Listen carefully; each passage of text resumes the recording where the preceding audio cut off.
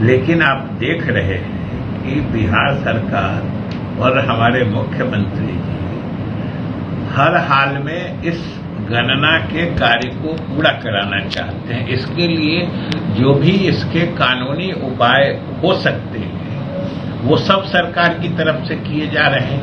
निजता के अधिकार का हनन नहीं होता है और लोगों की कोई गोपनीय सूचना सार्वजनिक नहीं हो पाती है।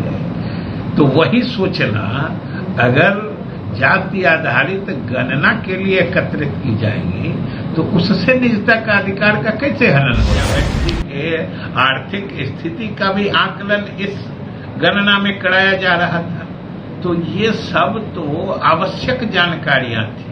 हम लोग सरकार की तरफ से पूर्ण उम्मीद है कि उच्चतम न्यायालय जरूर इस मामले को देखेगा और हमें ये कार्य पूरा करने की अनुमति देगा।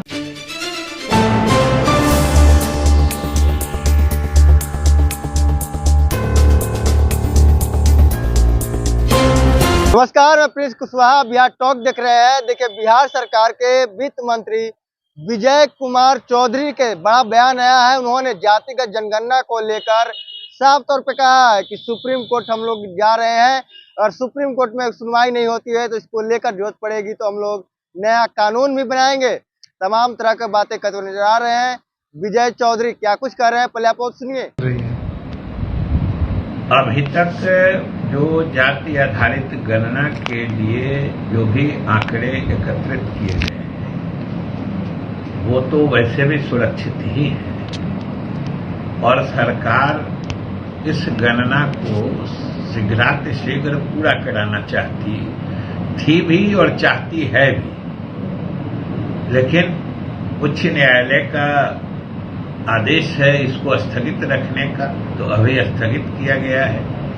लेकिन आप देख रहे हैं कि बिहार सरकार और हमारे मुख्यमंत्री जी हर हाल में इस गणना के कार्य को पूरा कराना चाहते हैं। इसके लिए जो भी इसके कानूनी उपाय हो सकते हैं वो सब सरकार की तरफ से किए जा रहे हैं। पहले तो उसी कोर्ट से कहा गया कि आप फाइनल जजमेंट दे दीजिए, उन्होंने नहीं माना।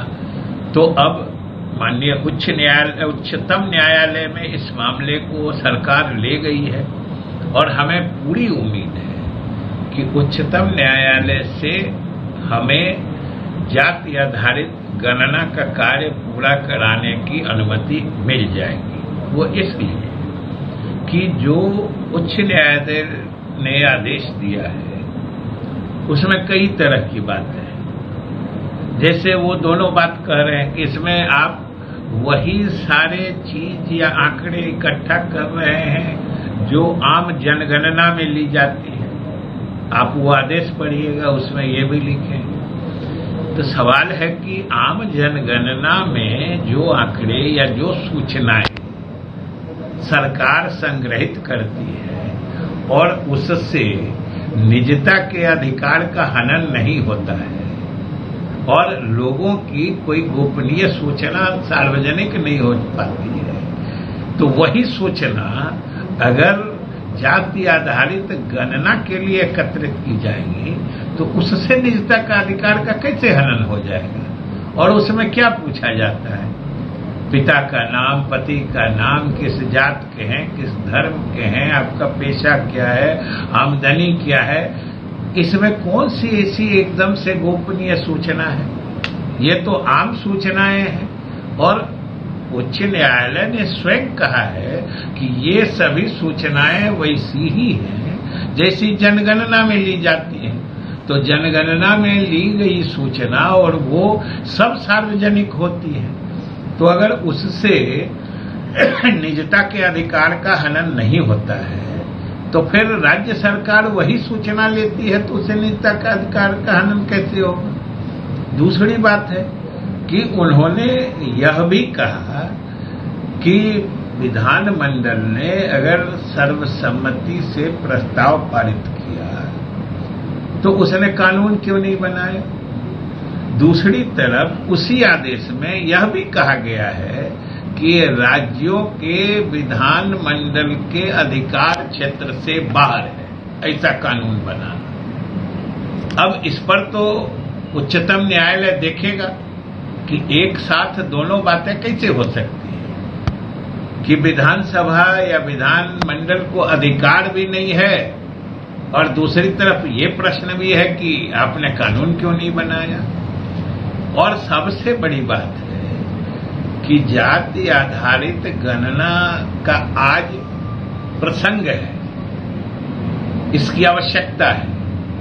सरकार की नीतियों के निर्धारण के लिए, चाहे केंद्र सरकार की नीतियां हो, राज्य सरकार की नीतियां हो, जब हम अन्य पिछड़े वर्गों में अति पिछड़े वर्ग की अवधारणा स्थापित कर चुके हैं, अभी तक तो जो सभी विपक्षी दलों के साथियों को या नेताओं को एक साथ करने की मुहिम है, जो मुख्यमंत्री नीतीश कुमार जी की अगुवाई में चल रहा है, अभी तक तो ये पूर्ण रूप से सफल दिखता है कि जहां जहां भी बातें हुई है सब जगह सकारात्मक बात हुई है और सभी दलों को जो भाजपा से अलग है उनको एक मंच पर लाने की जो ये प्रक्रिया चल रही है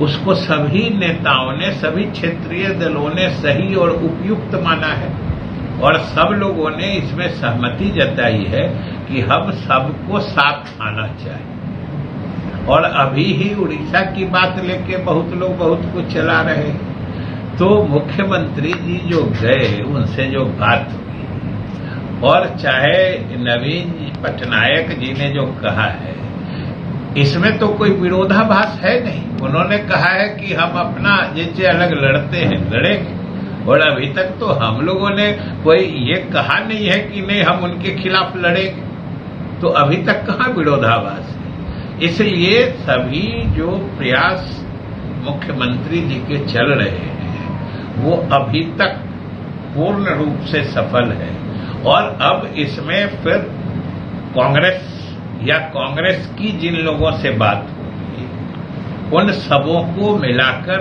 सबों की सहमति से तिथि और जगह का निर्धारण होगा और अगर सभी दल को मंजूर होगा, सभी नेता की इच्छा होगी कि अगर पटना ही में हो, अगर सब चाहेंगे तब, नहीं तो सबको सबकी सुविधा जहां होगी वही बैठक होगी और सबको जो सूट करेगा उसी हिसाब से तिथि निर्धारित की जाएगी। तो उनकी पहचान कैसे होगी?